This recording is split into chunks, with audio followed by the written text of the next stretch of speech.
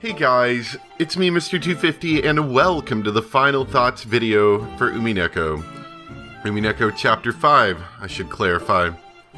Now, as I've been told, this is where we start shifting from this game being a mystery to this game starting to give us some answers that allow us to figure out the mystery, which I think is cool. You know, we've been in this for quite a while.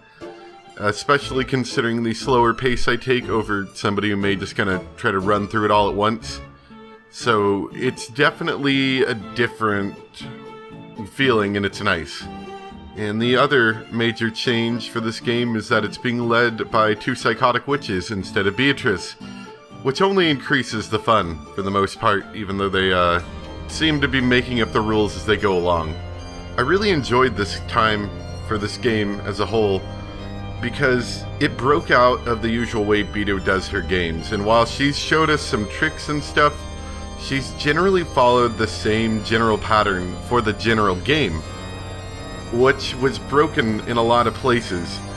Stuff like there's a difference in the number of deaths or the time of deaths, to the game continuing even though the epitaph was already solved, which was actually a pretty big difference. And additionally, there is a new annoying character, Erica, who I both love and hate. I like her because she gets the story moving in some ways, but in other ways she's just kind of weird, like really weird.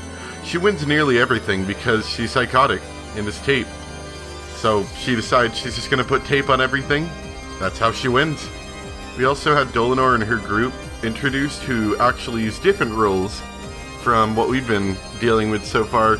Nox's 10 Commandments, which kind of feel like cheating at times, but it also keeps annoying little loopholes from appearing that sort of stop the game.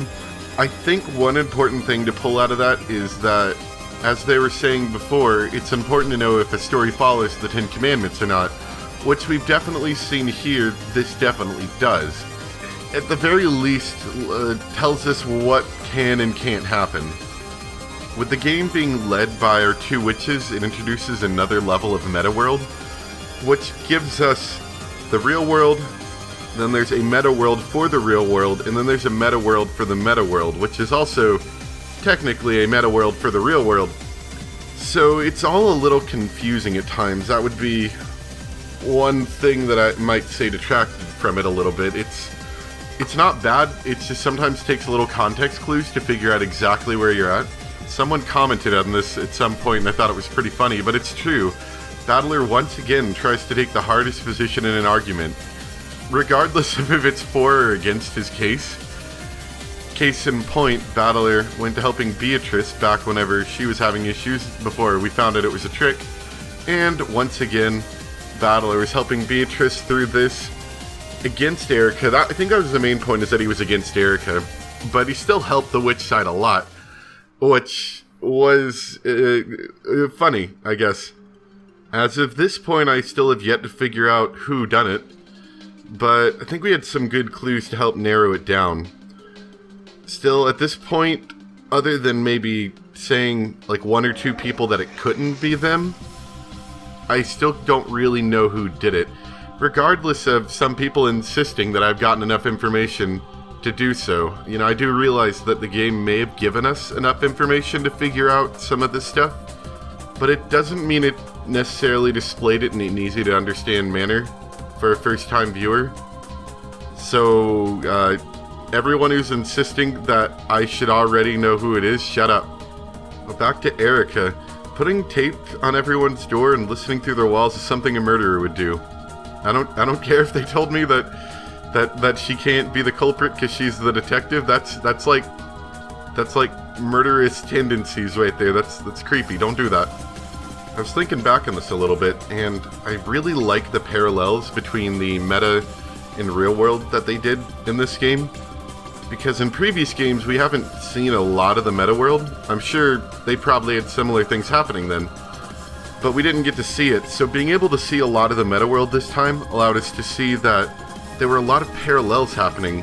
For example, when Erica's telling everyone that Natsui is the culprit and giving reasons, in the meta world, Red Truth's being laid down, telling pretty much the exact same thing, which I found that to actually be really interesting. And as for my final thought, the ending of this chapter was a little confusing. It's led on by the fact that there's multiple meta in real worlds, which makes it hard to tell if the meta world of someone died, or if the upper meta world of someone died, or if they're referring to maybe the idea of someone dying. That whole thing is kind of confusing. But the biggest confusing part was with Beatrice. I think she's dead. Like, I think she's really dead. But that's I feel like that can't happen. So I'm not really sure to believe in that. So I don't know if it was both meta versions that died or only one. And I know the answer to that is probably pretty spoilerish, so keep that to yourself, just an idea of mine. But it's confusing, to say the least. Something that I think will make more sense later. At least I'd certainly hope so. Anyway, that's all I've got for now. If anyone else has anything else they'd like me to answer, I could go ahead and do that in the comments. Just leave a comment yourself. But that's all I've got for now. And hopefully, we should be getting ready to start the next chapter of Umineko soon. So thank you guys for listening, and I'll see you next time. Bye!